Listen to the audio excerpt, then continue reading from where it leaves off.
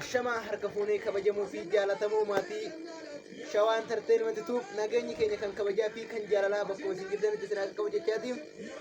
Hordoftoota amantaa kiristaanaa maraan baga ayyaana guyyaa dhaloota gooftaa Iyesuus Kiristoosiin isin ga'e isin jechaati.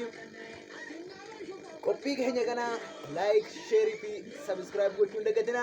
Hanga xumuraatti nu wajjin ta'aa qophiilee garaa garaa isin bashannansiisaniin isin qabanne dhiyaanneerra. Fakkeenyaaf guyyaa ayyaana kanam taboota akka aadaattis ta'ee akka amantaa kiristaanummaa itti bataman turan. Fakkeenyaaf akka amantaa akka aadaatitti taphni qillee jedhamuun ni taphatama. Inni biraan faaruun garaa garaa ni faarfatama. Waaqni ni galateeffatama. Kana malees immoo kaamanatti akkanuma wanti nyaatamu wanti dhugamus ni jira. Inni amma argaa jirtu kuni qariboo jedhama. Farsoonis ni dhugama. Farsoo sila hin dhugneef jechuudha. Egaa ka kun qaraboo jedhama.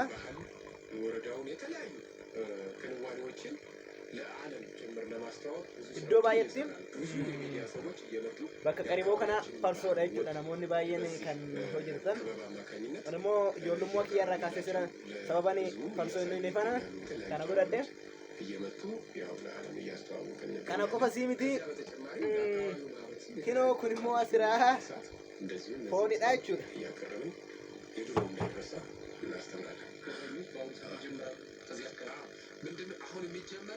እዚህ የገና ጨዋታ በመሰረታዊነት ሩብ የሚባለው ጨዋታ ነው የሚጫወቱት ማለት ነው። ለገና ጨዋታ ገና ሰዓት ላይ ነው የሚጀመረው።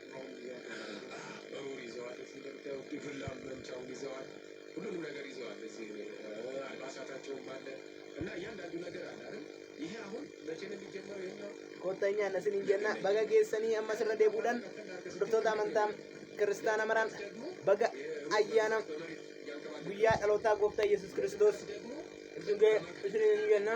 Koottanyaanna hundina waliin bashannanaa isin jenna.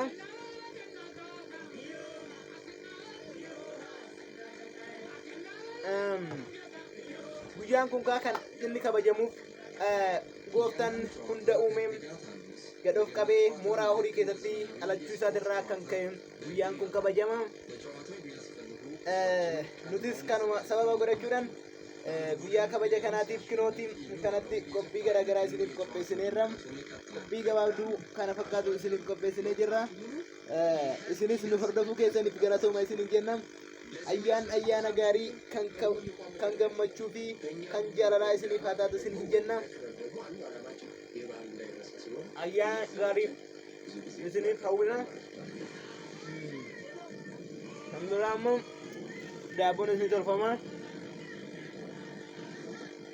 Daabbo qofa sii miti akaayinis illee ni jira iddoo tokko tokkotti jechuudha. Akaayinis nyaatama jechuudha. Marumaafuu baga guyyaa kanaan isin ga'e isin jenna. Ayyaana gaarii kan kabajaa kan jaalalaa fi kan gammachuu isiniif haa ta'u. Galatooma waan dhaggeeffattan like, share fi comment gochuun hin dagatina.